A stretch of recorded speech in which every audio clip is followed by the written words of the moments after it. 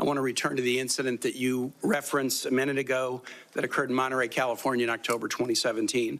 At that time, you were still married to your second wife, correct? I believe so. And you had just fathered a child by a woman who would later become your third wife, correct? Senator, I was falsely charged, fully investigated, and completely cleared. So you think you were completely cleared because you committed no crime. That's your definition of cleared? You had just fathered a child 2 months before by a woman that was not your wife. I am shocked that you would stand here and say you're completely cleared. Can you so casually cheat on a second wife and cheat on the mother of a child that had been born 2 months before, and you tell us you are completely cleared? Senator, how is that a complete clear? Senator, her child's name is Gwendolyn Hope Hegseth, and she's a child of God, and she's 7 years old. And she was, and you cheated on the mother of that child less than 2 months after that daughter was born, didn't you? Those were false charges. Well, no, fully investigated, and I was completely cleared. And I am so grateful for the marriage I have to this amazing woman behind me. You've admitted that you had sex at that hotel on October 2017. You said it was consensual, isn't that correct? Anything?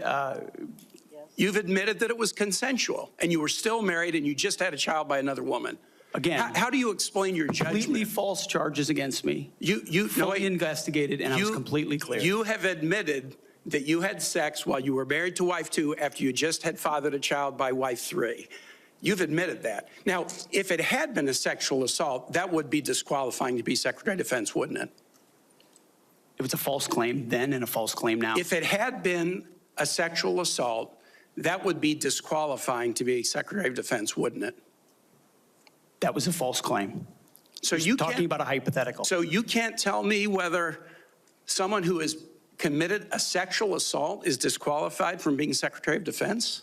Senator, I know in my instance, and I'm talking about my instance only, it was a false claim. But you acknowledge that you cheated on your wife and that you cheated on the woman by whom you had just fathered a child. You have admitted that.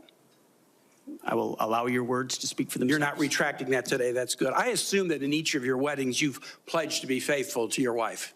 You've taken an oath to do that, haven't you? Senator, as I've acknowledged to everyone in this committee, not a perfect person, not claiming to be. But no, I just asked a simple question. You've taken an oath like you would take an oath to be Secretary of Defense in all of your weddings to be faithful to your wife. Is that correct?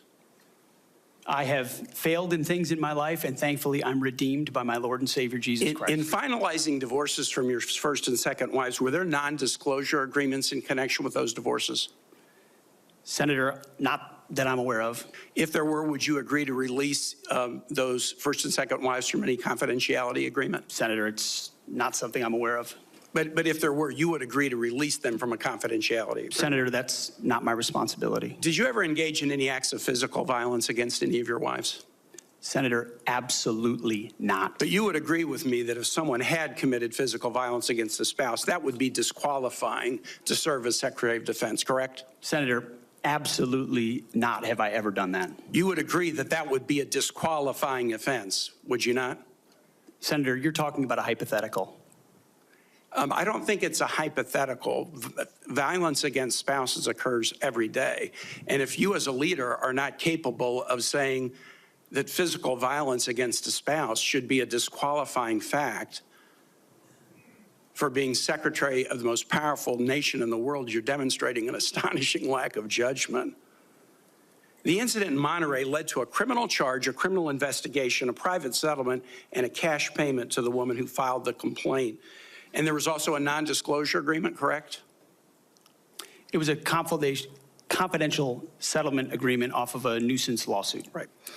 During an interview, you claimed that you settled the matter because you were worried that if it became public, it might hurt your career. Do you maintain that you were blackmailed? Senator, I maintain that false claims were made against me. And ultimately, your attorney those used false the claims, phrase. I have the opportunity to attest my innocence in those false claims. But you didn't reveal any of this to President Trump or the transition team as they were considering you to be nominated for Secretary of Defense. You didn't reveal the the action. You didn't reveal the criminal complaint. You didn't reveal the criminal investigation. You didn't reveal the settlement. You didn't reveal the cash payment. Why didn't you inform the commander-in-chief and the transition team of this very relevant event? Senator, I've appreciated every part of the process with the transition team. They have been open and honest with me. We've had great conversations between the two of us. And I appreciate the opportunity that President-elect Trump has given me. You chose not to reveal this, right? Because you knew it would hurt your chances. So you chose not to reveal this really important thing to the commander-in-chief and the transition team because you were worried about your chances rather than trying to be candid with the future president of the United States. Are there any other important facts that you chose not to reveal to the president-elect and his team as they were considering you to be Secretary of Defense? Senator, I sit here before you an open book, as everyone who's watched this process. With multiple non-disclosure and confidentiality agreements tying the hands of many people who would like to comment to us. Much has been made of your workplace behavior as a leader of nonprofit veterans organizations and as a Fox News contributor. Were you fired from either of the leadership positions with the nonprofits? I was the leader. I was the CEO of Concerned Veterans for America and the executive director of Vets for Freedom. Were you fired from either of them? And I was never fired from a veterans organization. Do you have non-disclosure agreements with either of those organizations? Not that I'm aware of, Senator. Many of your work colleagues have said that you show up for work under the influence of alcohol or drunk.